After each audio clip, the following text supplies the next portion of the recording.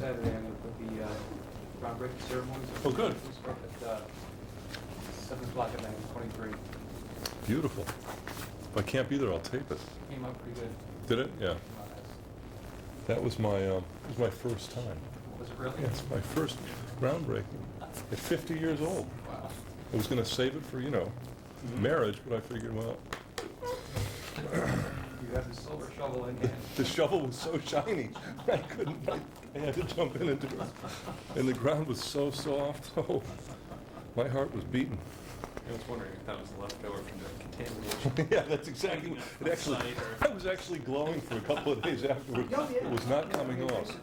I was wondering if they trucked that in. It was a perfectly laid file. Yeah, where'd that come from?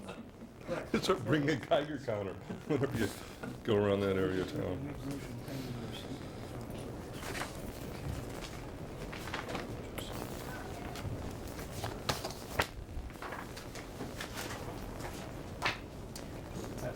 Well, I have 7:15, ladies and gentlemen, and I want to call the meeting to order. This is the ad hoc committee called to review the other post-employment benefit trust agreement. I'm Jane Diggs, and I'm chair of this ad hoc committee. The other committee members are Shay Negershev and Paul Rotella. Others in the room are Corporation Counsel Les Pinter. We have our brand-new Director of Finance. Welcome aboard, Mr. David St. Hilaire. Yes. Did I get that correct? You did. And our Assistant Director of Finance, Dan Garrett. We have ex officio members from the Common Council, Lynn Tavershak, and we have individuals from the greater Danbury community. Now, because this is a very complex issue, and I just want to move right into the agreement. And David, if you can just walk us through what we have in front of us. Sure, I do have handouts here. Ready?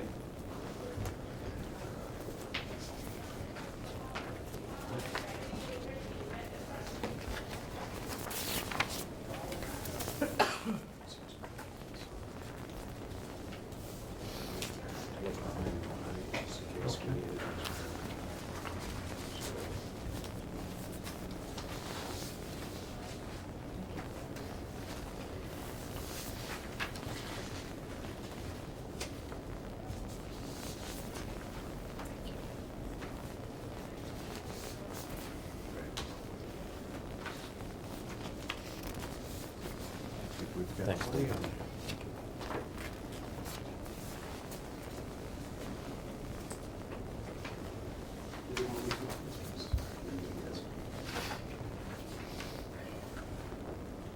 Okay. What you have before you is the establishment of the trust ordinance, the employee benefit trust ordinance for the other post-employment benefit. As you know, this is related to a GASB, it's called GASB 45.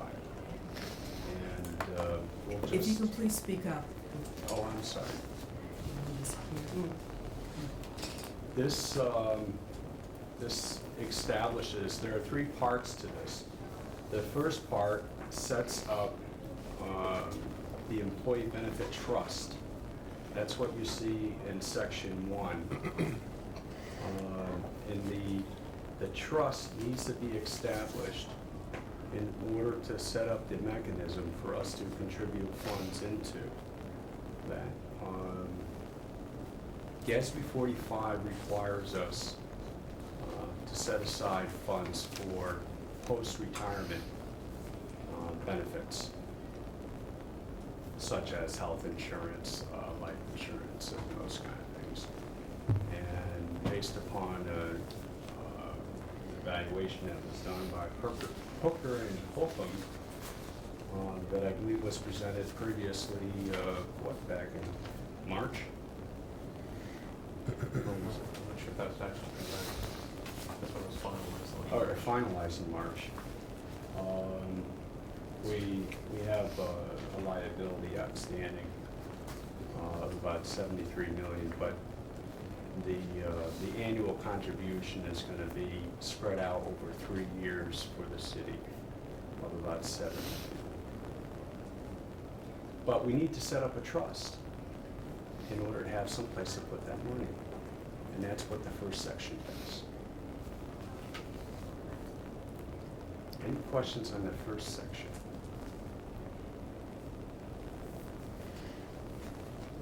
I do, Sure.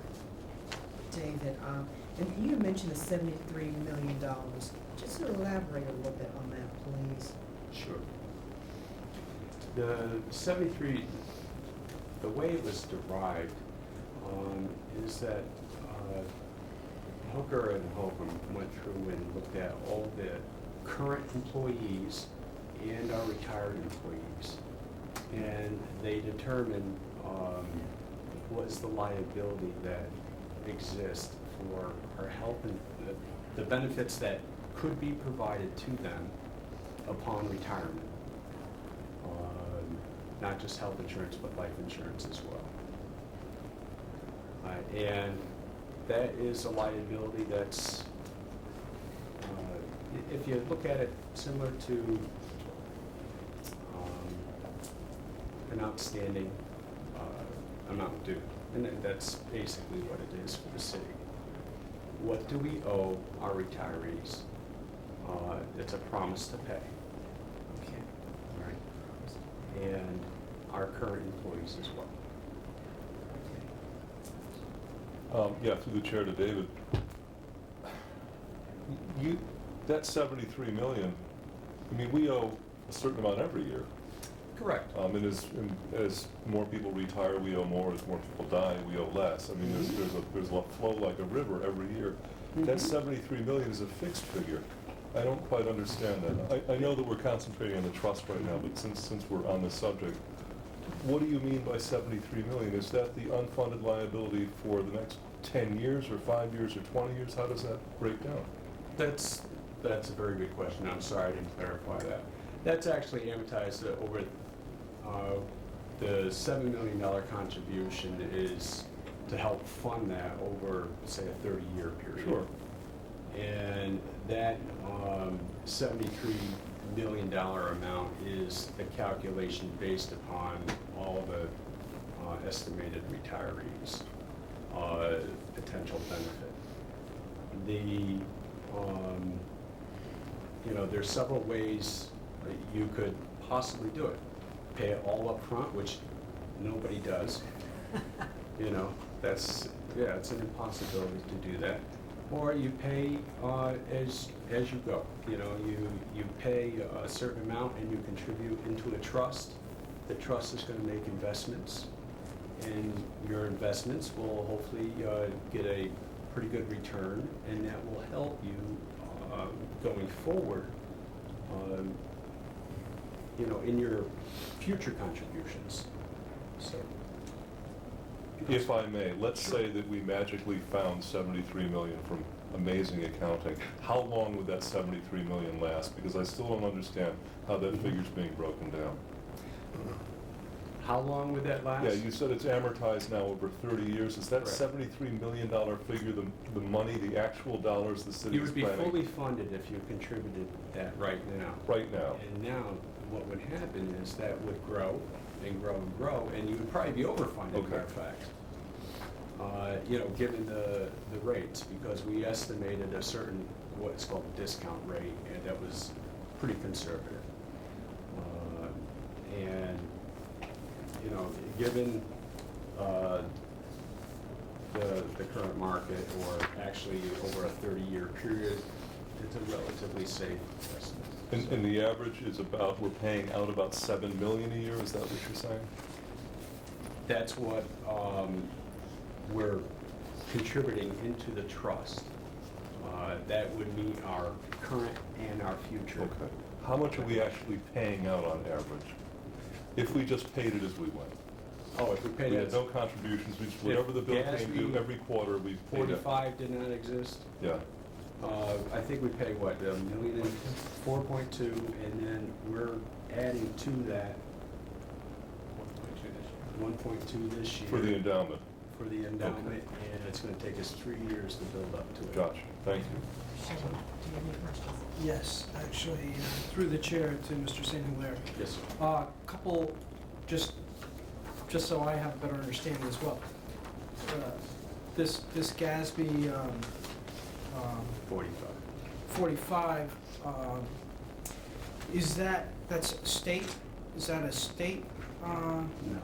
or is that federal? Yeah, it's It a is a federal. general, it's a generally accepted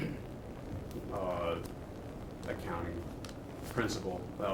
Generally accepted standards board requires that municipalities do certain accounting methods and procedures and follow certain procedures. This is one of those recommended things that we do. And furthermore,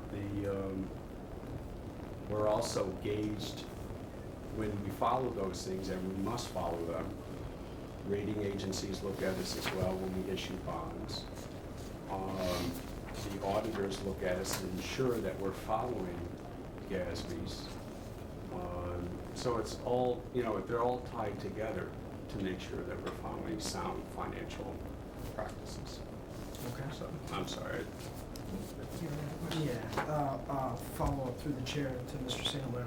Then, is there a certain time frame where we should have this in place by? I mean, Well, you have to have the trust established,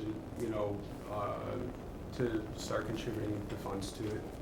So the goal is to, set it up sooner rather than later, and then when we're ready to start sending funds to it, at least it'll be established. and again, through the chair, when would be the earliest if you're able to set up this trust and the ordinance, get the ordinance complete and adopted, what would be the earliest time frame for contributing? Well, we'd have to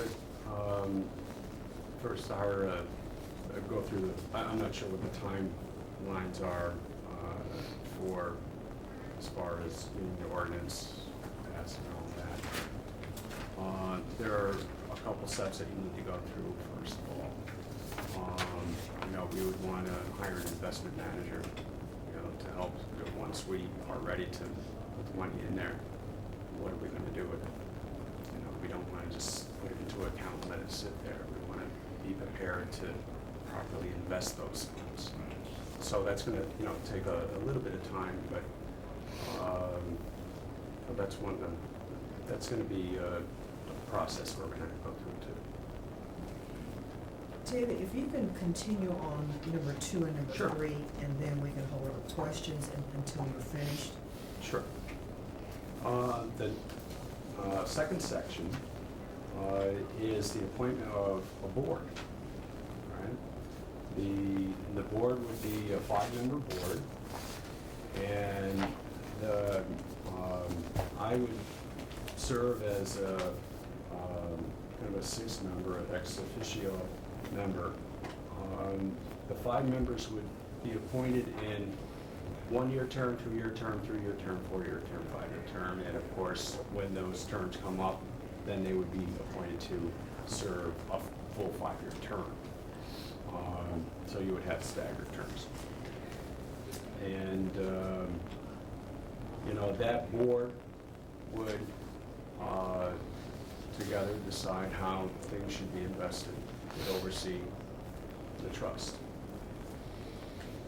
and direct the trustee.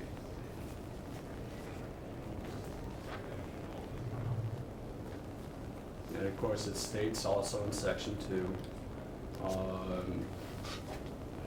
that the terms begin on July 1st of whatever the respective year is that they're appointed. The trustee receives no compensation. And then, I think I hit every point for that one. And I'll lead into section 3. The duties of the other post-employment employee benefit board. So basically, in addition to help manage the assets through the Director of Finance, is to tell the Director of Finance to how to invest those funds. That's what it basically explains the duties. And the duties of the board are explained further in the agreement. That should be, is that passed? It's a packet, That Packet. it's a packet that we received. Oh, in the last council, was it in the last council meeting? So is it my understanding now, in terms of a motion or what we are here today talking about, is reviewing this, we have to take Right. some action on this, and we have to put something in motion to Mhm. approve this, plus approve an ordinance and Correct. send it before the common council. So it's really Yes. two parts. Is It's that two correct? parts, Okay. yes, because you have to, and Les, if you could make sure I'm saying this correctly with this, I think we have to do the ordinance first before you do the agreement, correct? Yes, Because yes. otherwise you wouldn't have a trustee set up. You could do them in order where you would adopt the ordinance. It requires a 2/3 vote to do that. And within the adoption of the ordinance, to also authorize the establishment of the trust agreement. So it could be in one, but you're right, the ordinance comes first. Within it would be the approval of the trust agreement. Then I have another question. Mhm. David, on the establishment of other post-employee benefit board, and I know maybe this is a crazy question, why is it the other? I mean, is there any reason why you call it other? I mean, Well, because there's a pension piece. okay, And that's the only reason, I know it's confusing, believe me, a lot Which of is people not get. in it? No, because a pension is completely separate. But this isn't considered part of this, because we have a separate pension plan for our retirees.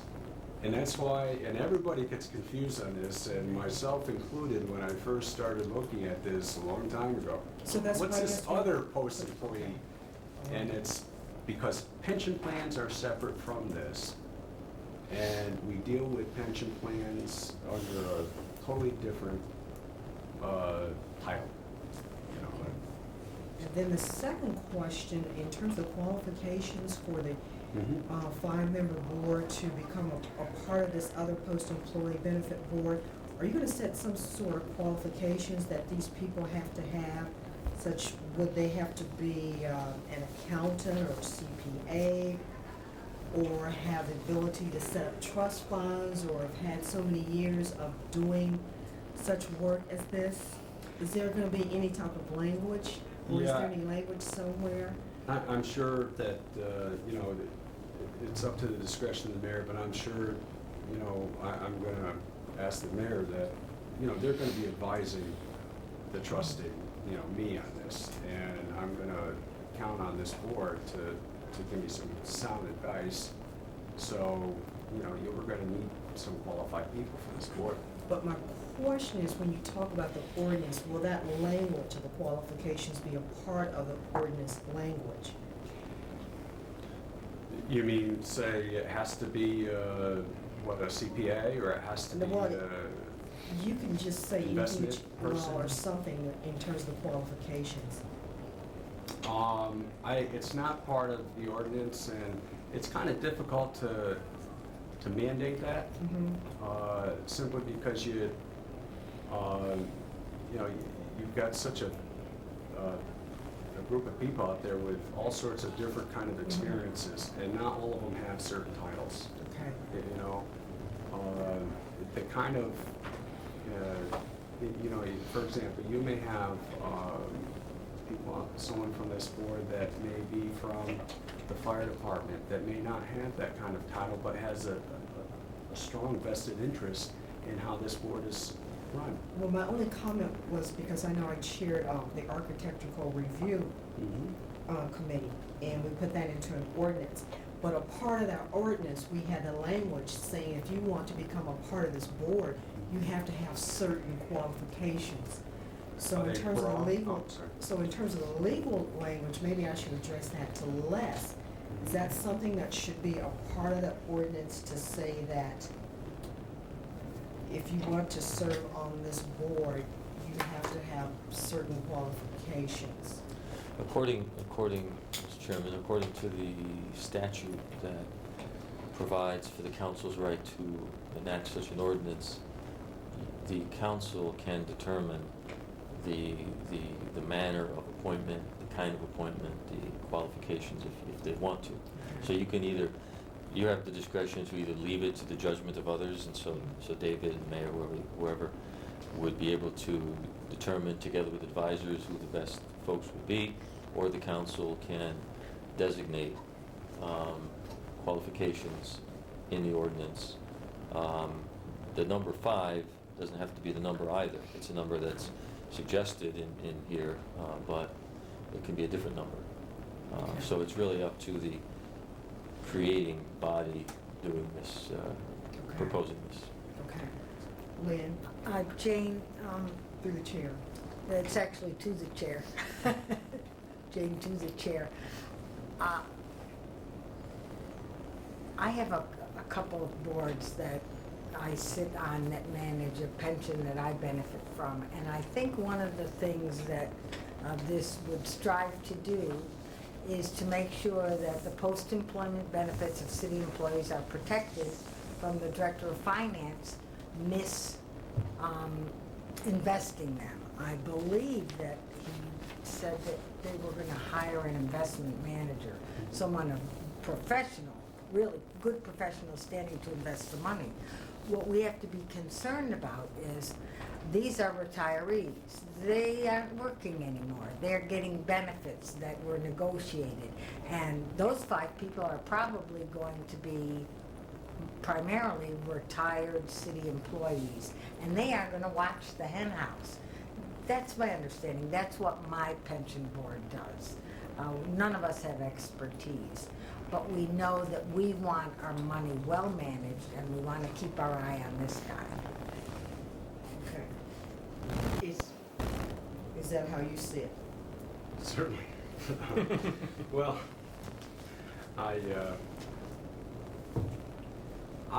think it's a very good idea that the board keeps their eye on whoever is, and that's the job of the board, to keep the eye on the trustee. And, you know, the trustee is gonna count on the board to be active and involved in that aspect. And hopefully the trustee, you know, has good investment advisors, and hopefully has a constructive board with constructive input, that can advise the trustee on how to go with things. And that's what a smart trustee does. You know, nowhere in here does it say the trustee has all the power. That's not what it says. It says by the direction of the board. Okay. But All right. thank you, I do appreciate that. Thank you. Are there any questions from the other committee members? Through the chair to Les. Does the state statute allow Danbury retirees to be on the board? It doesn't prohibit it. It doesn't say specifically who's to be on the board or not. I think we could include language that speaks to expertise and vested interest. I think we would want, if we, and I'm not sure it's a good idea to have retirees on their own retirement board, because it may be a little bit too, there may be too much tension, but assuming it is a good idea, I don't know anything about this, and Lynn seems to think it is a good idea to do that. Maybe Who it better? is. What? Who better? Who better? Well, I mean, there's a lot of different answers to that. I mean, you have a bunch of lay people who don't really know about money, managing their own money, when often these very same lay people hire professionals to manage their money. It may be, you know, anyway.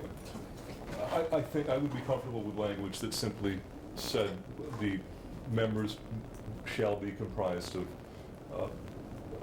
people either with expertise or vested financial interest in the decisions of the board. Having said that, clearly we're talking about an instrument of some risk, because if we wanted no risk, or as little risk as possible, we could take this money and put it into a government bond instrument at 3 or 4%. We'd get a low return, but we probably wouldn't need a board and trustees and whatnot. So my guess is what we're doing with this is we have some untouchable funds for the normal retirement that are guaranteed with cost of living increases and whatnot. And then we've got this, which is supposed to maybe, hopefully, make some money for these guys, some extra money. Are we correct on that? Well, Because you seem to, we seem to be Yes. saying this is the other thing. We've got the guaranteed thing, and then we've got this. Is that what this is supposed to be? An experiment in the private sector to maybe, no. No? If I may, it's, let me clarify that a little bit. It's, there's a portion of it that pays for the current portion, which we do anyways. This goes above and beyond. This does something we haven't done. And quite frankly, other communities haven't done either. And they're starting to, because it's, it's quite frankly, it's a large chunk for them to take on. And they're doing it kicking and screaming, and some of them are just plain ignoring it. It's one of those things that they say, we'll just take care of it as it comes to us. But that's not what we're doing here. We're saying, we know we've got it coming, and we're gonna start not only paying what's in front of us right now, our current liability, this year's liability, but what's gonna happen in the future, you know? So we're putting money aside for the future, money that we've never done before. And so we're gonna build that pot up, and eventually the returns on that will hopefully take care of. Whoop.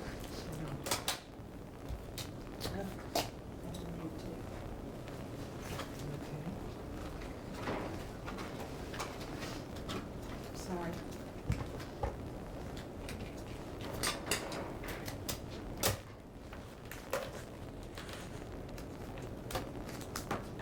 Okay, sorry. Will hopefully take care of, it, even, take care of some of those potential risks in the cost of future insurance costs. So it's actually very, very good what you're doing, because you're taking care of your current problem, but you're taking care of, you're taking a huge step here. So the risk you're taking, is, let me put it this way. You're putting money aside, and that's money you haven't put aside yet. It's not like the pension people, as an employee, you're putting money away in your pension and we're risking their pension money. It's different. What we're doing is we're putting money aside to cover their future insurance costs, which we're going to end up covering one way or the other anyways. What we're saying is, we rather try to set that money aside right now. All right, Gatsby tells us we really don't have a choice. All right, we're gonna have to do it one way or the other. I wish Uncle Sam would do that with Social Security, but hey, if I may, just to follow up. I understand the concept, and I'm in general in favor of that. We're putting money away for the future. We have to take care of this one way or the other. So Right. let's see if we can make a few bucks on the money that we're putting away. To me, that's not the issue. That's a no-brainer. But there's a couple of different ways of doing that. There isn't just putting a board together, getting some guys who think it's a great idea, and let's buy baseball cards and old comic books and antiques and Camaro SS's from 1968 and some gold bullion and some T-bills and whatnot, a nice big package, and we'll make 28% a year. We could lose it all. Orange County lost $2 billion.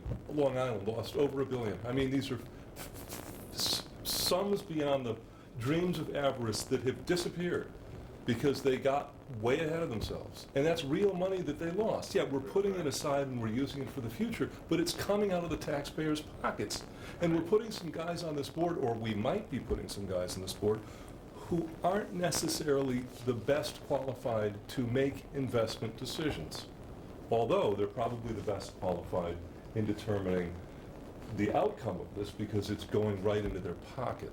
The taxpayers ultimately from the city of Danbury are giving the board this money, the authority this money to invest.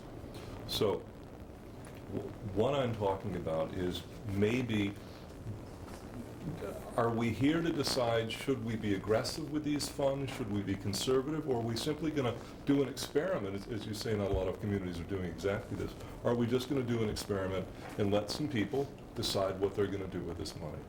That's what I'm saying. I would like to see, maybe at first, something much more conservative than aggressive. If we've got to spend this money anyway, even an extra dollar at the end of the year will be a dollar that we don't have to spend. But I would really hate to see us lose any of this money because we got a bit too optimistic. And I know that's hard. Listen, I have instruments that are worth, I've had for 15 or 20 years, that are worth 20% less in actual dollars than they were when I bought. Let's leave inflation out of the equation. They've done really badly. I've got some that have done really well, and over time they balance out. My property's done fine. Some of my stocks have just tanked. But I've got a nice basket, so that's fine. And I'm sure that this will too. But is there something that we can do that we can recommend to the council that while we are, and I don't want to speak for the committee, but I am in favor of this with some qualifications, that we have some protection for these funds?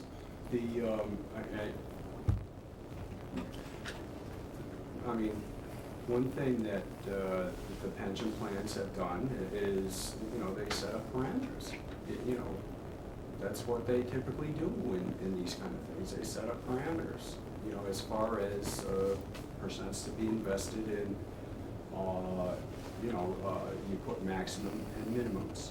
What you can invest in equities, fixed incomes, and those kind of things. And if you've done that for all the different pension plans that you've done, and that diversifies your portfolio, minimizes your risk, and so you're not, you hopefully alleviate some of that that unease, because nobody wants to deal with this. This is real money. And it's this board that makes those decisions, this being the authority we're about to create? Member board. They have the final say. They would have the say, but it's the investment advisor. You would hire an investment advisor for the pension boards. We happen to use Smith Barney, but you would hire a type of investment advisor that would advise against that consult. Okay. Shay, have you any questions? I do. Through the chair, to Mr. St. Hilaire, what other municipalities in Connecticut have something set up? Have this type of? Norwalk, I believe. Dan, anyone else? Norwalk's the only one that we know of that has the almost identical language, other than titles being different. Gotcha. And do you know when they set it up, or is it fairly recent, or? I believe it was back in the spring, but it was fairly recent. So fairly recent. And actually, a follow-up question to the chair. Actually, either to the chair or to Corporation Counsel, just clarification. The parameters that Mr. St. Hilaire talked about that were of concern to Councilman Rotella. Does that actually pertain to this particular meeting? Is that something that we would be talking about at this meeting?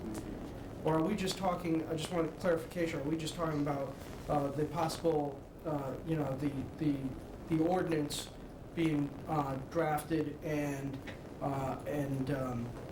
the trust agreement being put into place.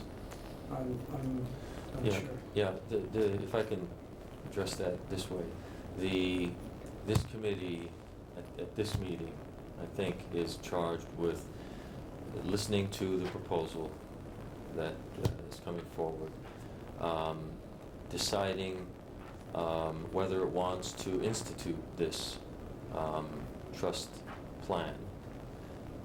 You could reserve the issue of the details of that for another meeting, or you could decide tonight. But what you have to decide is whether you want to institute this, or recommend it to the council, I should say. And if you want to include any parameters with respect to membership, number of members, kind of members. And that decision drives what Councilman Rotella was concerned about, because by establishing parameters of membership, the kinds of experience or expertise you have, you will help establish the security of the trust. Remember, you have three players, essentially. You have the trustee, who will be the director of finance. You have the membership, the board membership, who will be comprised of some members with expertise, and you'll have an investment advisor. Collaborative group to drive this proposal forward. That's your security blanket, if you will. You have a group of people working together on that. Well, David, I have a question. In terms of the time frame, are there any time frames on this that it has to be in place, that it has to be done? Because as I'm reading this, it says this is to move the city forward with the funding requirements set forth. So when does all of this have to be in place? We're not under any kind of,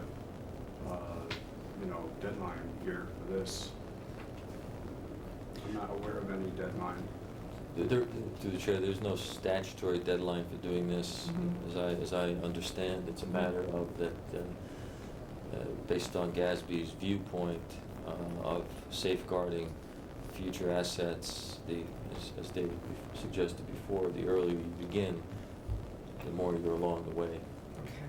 So in terms of our charge though, David and Les, we're listening this evening to the overall proposal.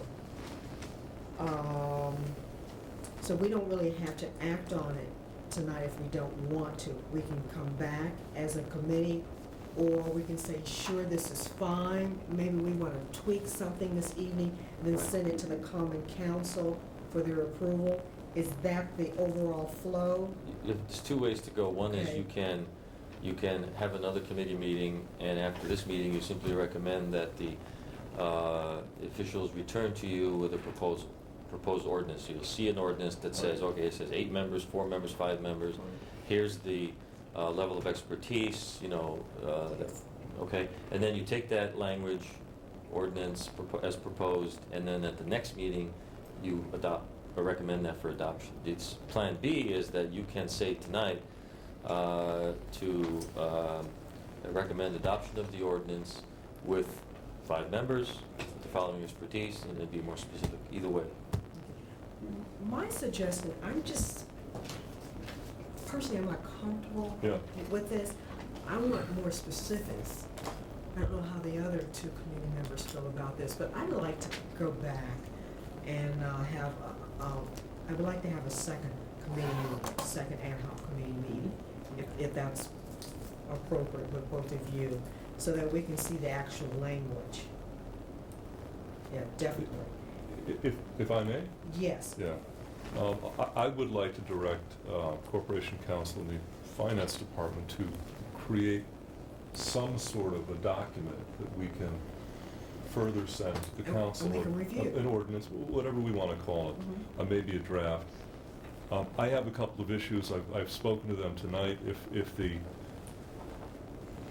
With the indulgence of the committee, I would like to see a balance between expertise and interest, maybe 3 professionals and 2 retirees, something like that. I would like to see a mission statement that puts conservatism or protection of funds in front of return for the moment. And I would also like to consider perhaps sunsetting the entire committee after 5 years. I would like to be able to have an instrument within the ordinance that would allow us this to allows this without a great deal of fanfare in 3 or 5 years to be re-upped if necessary. Okay. Because it's money we're talking about, and we're not talking about money for 18-year-olds. We're talking about money, it's widows and orphan money. It's the most important money. Yeah, it comes from the pockets of the taxpayers, but it belongs to, by decree, people who not are at the end of their working life, but have passed the end of their working life. And if something were to happen to those funds, there really is no easy way to replace it without digging into the, okay, that's my little speech, so if, And I agree, Yeah. Paul, in fact, that was my first comment regarding qualifications, because you just don't put anybody on Exactly. the board, they don't know anything about money. even if it's their money. I mean, Even if it's their I money. don't manage my money, But you have to be it's an my ex- money, somebody manages It it has- for me. You have to have an expert. What do they Sure. say, a fellow who is representing himself as his worst client, something like that with lawyers? I think it may have to do with financial advisors as well, but that's an opinion. A lawyer that represents himself as a fool for a There you client. go. That's Thank you the- very that's much. the There's a position lawyer here. here. But we can use that for anybody, by the way, right? Not just lawyers. Hold on, Shane, do you have a final comment? Yeah. A question?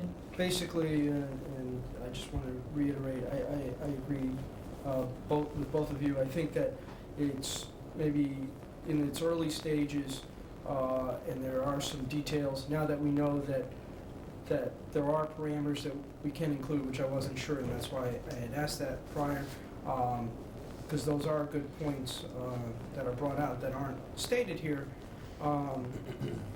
So maybe, we come up, but like you said, between the finance department and corporation counsel, come up with maybe a more comprehensive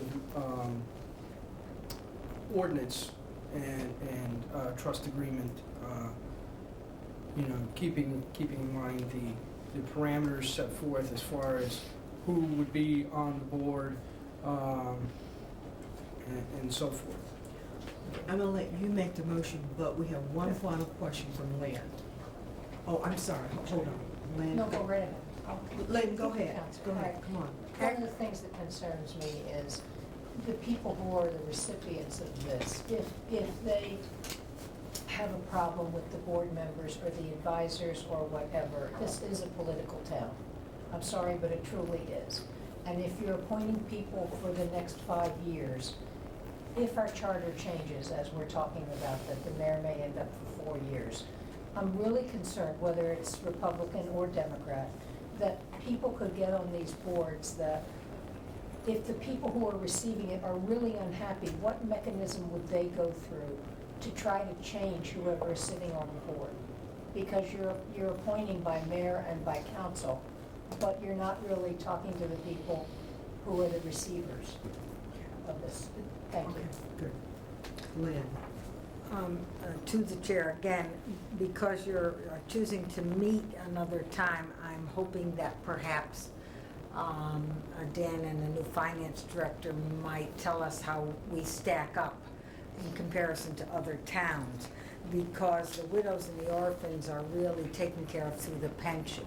And what we're talking about here are other post-employment benefits, and we have more than one union. We have Teamsters, I believe we have SEIU, I'm not sure of, we have fire, we have police, but are we offering too many post-employment benefits compared to other towns of our size? When I hear this number, a $73 million liability over 30 years for non-pension benefits, I can't imagine what they are, and whether or not they run out. How long is a contract?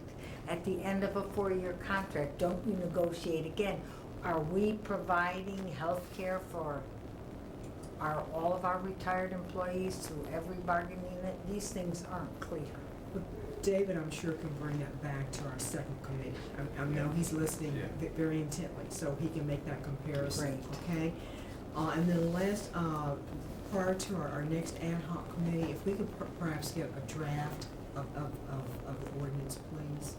And a question to the chair, would the points that Councilman Martello brought up be the consensus of the committee that those would be addressed in the draft ordinance?